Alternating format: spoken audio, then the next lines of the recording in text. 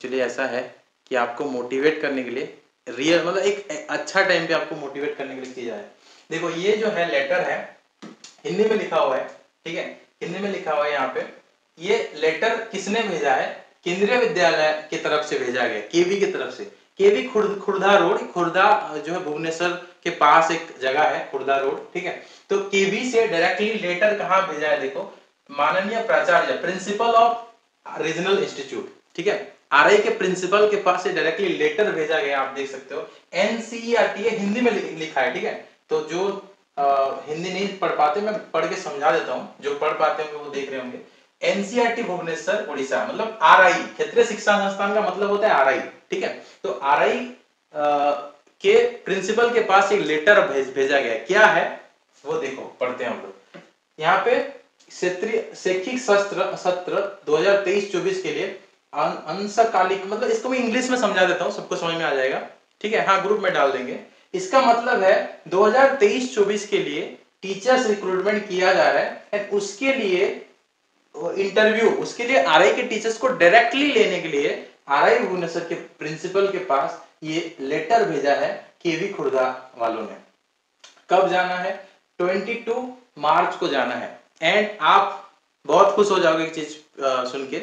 मैं गया था, ये इस तरह का हमारे टाइम में 2020 में आया था, and I was selected, I was the topper, ठीक है। लेकिन उसके बाद कोविड हो गया तो मैंने ज्वाइन नहीं किया था, ठीक है। 2020 इसी टाइम में, पर्टिकुलरली 2020 के फरवरी के मंथ में मैं वहां पे गया था। इस तरह का नोटिस आया था, फिर मैं गया था अपने आरआई से, और I was selected, I was the topper. मैं बहुत पहले, इसको 2 साल पहले वीडियो भी बनाया था, 2-3 साल पहले, एंड वो अभी भी मेरे पास है, मैं दिखा दूंगा आपको, ठीक है। तो ये एक ऐसा अपॉर्चुनिटी एक केवी का है। इस तरह से जितने भी केवी हैं, सिर्फ भुवनेश्वर में ना लगभग 7 केवी, आई थिंक 6 या 7 केवी है केंद्रीय विद्यालय। तो ऑल ओवर इंडिया में जितने भी केवीज हैं, अगर आप उनके एलिजिबिलिटी क्राइटेरिया वाले सेक्शन में जाएंगे, ठीक है, तो वहां पे पहला प्रेफरेंस में साफ साफ लिखा होता है, कोई भी जॉब के लिए, कोई भी टीचिंग जॉब के लिए आप अगर अप्लाई करते हो, तो सबसे पहला जो प्रेफरेंस होता है एजुकेशनल क्वालिफिकेशन में, उसमें लिखा होता है 4 ईयर टीजीटी के केस में 4 year integrated courses from regional institute of education, साफ साफ लिखा होता है। एंड अगर आप पीजीटी के लिए अप्लाई करते हो तो 6 year integrated course from RI Bhubaneswar या integrated MSc from RI Bhubaneswar, इस तरह से लिखा होता है। तो ये बहुत प्राउड, मतलब एक आरआईएंस के लिए प्राउड है। आरआईएंस का आरआई टैग का एक इंपॉर्टेंस है ये। तो इसमें आप ये चीज क्लियरली, जिन बच्चों का डाउट होता है सर कैंपस सिलेक्शन होता है कि नहीं, तो ये कैंपस सिलेक्शन एक अलग चीज है, ये अलग चीज है। कैंपस सिलेक्शन भी होता है प्लस ये भी होता है, मतलब डायरेक्टली इनविटेशन देते हैं। मतलब देखो, आप कहीं और से पढ़ोगे तो आपको जाना पड़ेगा जॉब लेने के लिए। वॉक इन इंटरव्यू का मतलब क्या होता है? आपको उनके पास चल के जाना पड़ेगा। वॉक इन इंटरव्यू का मतलब समझ आने के लिए बोल रहा हूँ, आप खुद जॉब ढूंढोगे, ठीक है। अगर आप कहीं और से पढ़ते हो, ठीक है, कोई आरआई को छोड़ के किसी भी और कॉलेज से करते हो जहां पे कैंपस प्लेसमेंट नहीं है, वहां पे आपको खुद जॉब ढूंढने के लिए जाना पड़ेगा। एंड अगर आप आरआई में पढ़ते हो तो आपके पास जॉब खुद चल के आएगा, ठीक है। यहाँ पे देखो लेटर सीधा कहाँ भेजा है, लेटर सीधा भेजा है एनसीईआरटी भुवनेश्वर, मतलब आरआई भुवनेश्वर के प्रिंसिपल के पास सीधा लेटर भेजा है कि आपके टीचर्स को, आपके स्टूडेंट्स को हम लोग एज ए टीचर लेना चाहते हैं 2023-24 सेशन से। सीधा डायरेक्टली यहाँ पे, ये ऑब्वियसली कॉन्ट्रेक्चुअल जो है आपका जॉब होता है, ये रेगुलर जॉब नहीं है, लेकिन आप उसके बाद एग्जाम देके सीटेट फिर केवीएस का एग्जाम से परमानेंट ले सकते हो। लेकिन ऐसा ऑफर, आपका इंपॉर्टेंस समझो, आपको खुद ऑफर्स आ रहे हैं कि आप जॉब करो हमारे यहाँ पे, ठीक है। भले ही वो कॉन्ट्रेक्चुअल हो या परमानेंट हो, जो भी है, लेकिन आपके पास ऑफर तो आ रहा है ना।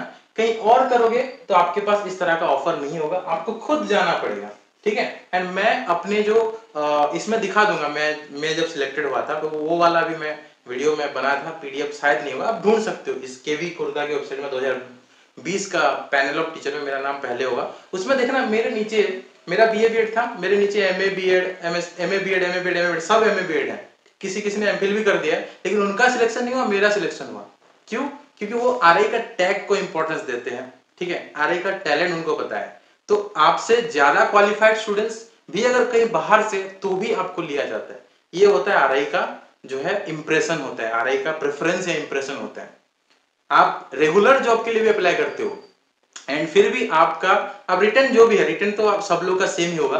रिटर्न के बाद जब आप इंटरव्यू में जाते हो, आप हो और आपके सामने कोई और भी है, एंड दोनों के आपके आपसे वो 2 साल एक्सपीरियंस्ड है, 5 साल का एक्सपीरियंस है, आप पूरा फ्रेशर हो, तो भी चांसेस है कि वो आपको लेंगे, क्योंकि वो आप आरआई के स्टूडेंट्स हो। ये होता है, ठीक है। आप वहां पे अप्लाई करोगे तो आपको ही लेंगे, क्योंकि आप आरआई के स्टूडेंट्स हो, आपसे 5 साल सीनियर भी है, लेकिन वो आरआई से नहीं पढ़ा हुआ है, तो शायद उसको ना लेके आपको लेंगे, ऐसा होता है, ठीक है। मैंने पर्सनल एग्जाम्पल में मैं आपको दिखा दूंगा वो वाला चीज, क्लियर है। हर जगह पे ऐसा होता है। तो एक मोटिवेशन है, ये तुम्हारा एक इनविटेशन होता है, आरआई के स्टूडेंट्स को बुलाते हैं, जॉब बुला के देते हैं। यहाँ पे आपको खुद से जाना पड़ेगा, ओपन इंटरव्यू है, लेकिन जो इंटरेस्टेड है उनके लिए ऑफर है, आप जा सकते हो। अगर आप जाओगे तो आपको जॉब डेफिनेटली मिलेगा। मैं गया था, मुझे मिला था, ठीक है।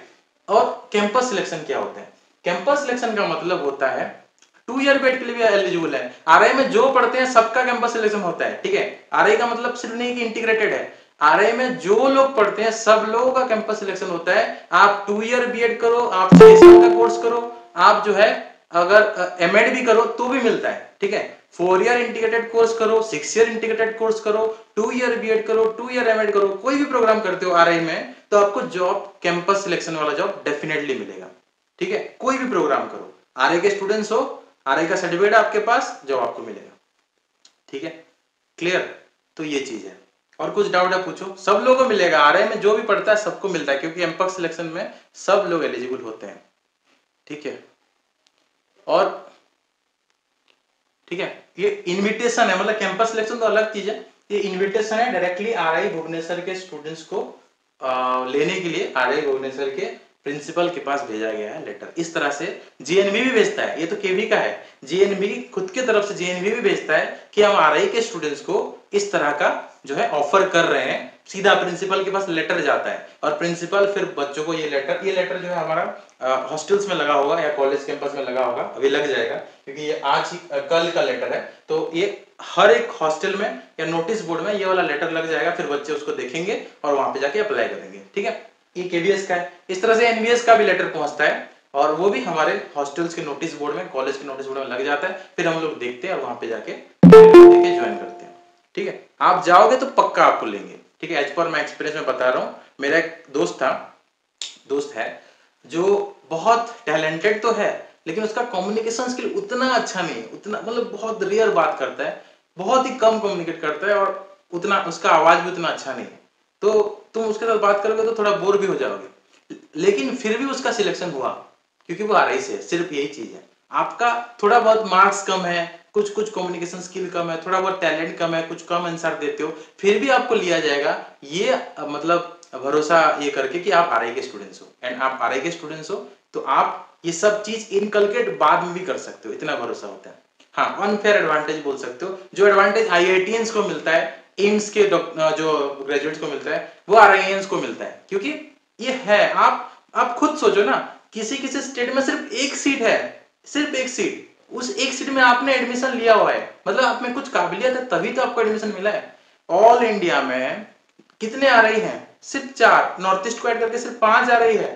5 आ रही में टोटल कितना सीट है? सब कुछ मिला दोगे तो भी 1000 सीट होगा मैक्सिमम, ठीक है। सिर्फ ऑल इंडिया के स्टूडेंट सिर्फ 1000, मतलब 1000 स्टूडेंट्स 1000 सीट के लिए अप्लाई कर रहे हैं, तो कितना कंपटीशन है, ठीक है।